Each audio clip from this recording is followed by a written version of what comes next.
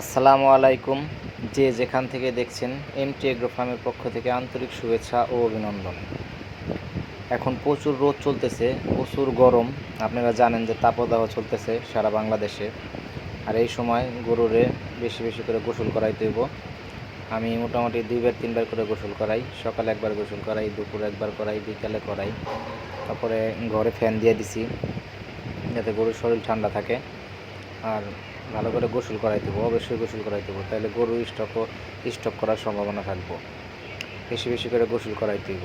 যে গরম মানুষে টিকসান যায় না, আমরা মানুষই টিকসাইতে পারি না, তাহলে গরু কীভাবে টিকসাইব কোন? এর জন্যে প্রতিদিন আপনারা অবশ্যই আপনাদের গরুর যত্ন নেবেন, ভালো করে গোসল করাইবেন। বেশি বেশি করে 2 বার পারেন 3 বার পারেন গোসল করাইতে হইব।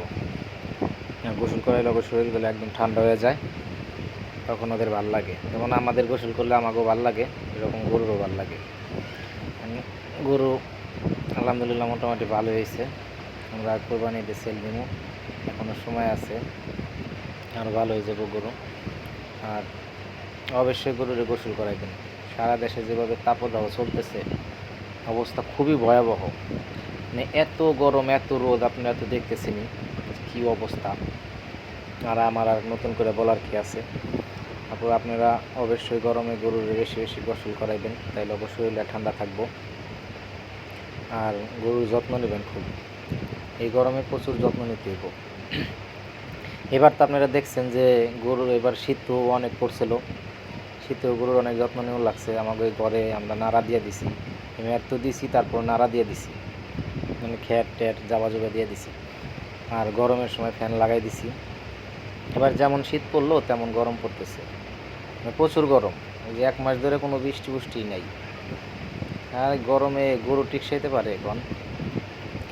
দেন ওগো পানি দিতেছি, ওগো এখন ভালো লাগছে।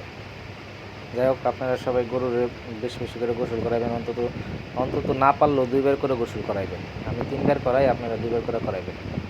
ভালো করে মাথায় পানি দিয়ে দিবেন, শরীর ভালো করে ভিজাই দিবেন। আশা করতেছি গরু সুস্থ থাকবো। আর এই গরমে বেশি করে গোসল করাইলে ক্ষতি নাই, গরু অসুস্থ হইব না ইনশাল্লাহ। আমার গরুটা একটু লড়াছড়া করে বেশি পানি দিতে গেলে, তারপরে এটা একটু ঠান্ডা আছে, কিন্তু ওইগুলো একটু বেশি লড়াছড়া করে। ওই দুইটা, এই গরুটা বেশি সুন্দর হয়েছে। তারপরে দেখতেছেন আমি গরু গোসল করাইলাম, গরুর ঘর 2 বার লাগছি।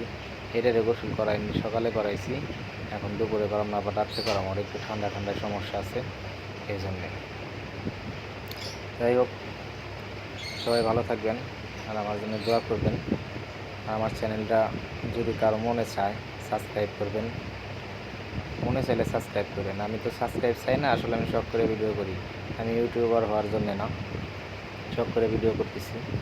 আর যে দেখেন অনেক নোংরা করে ফেলে। আমার গরু করে কি, যে তেরা হয়ে দাঁড়ায় হেরে, তারপরে পাড়ায় একবারে মানে মাখায় ফেলাই দেয়। এই ম্যাটগুলো আমরা 2 বার চেঞ্জ করে সারছি, একবারে ছিঁড়ে বেড়ে ফেলায়। মোটা ম্যাট দিছি, তাও ছিঁড়ে বেড়ে ফেলায়। অনেক লড়াচড়া করে, অনেক সুস্থ সবল তো, এই জন্যে আর কি। আমার গরুগুলো অনেক সুস্থ সবল, আল্লাহর রহমতে রোগ বালাই নাই।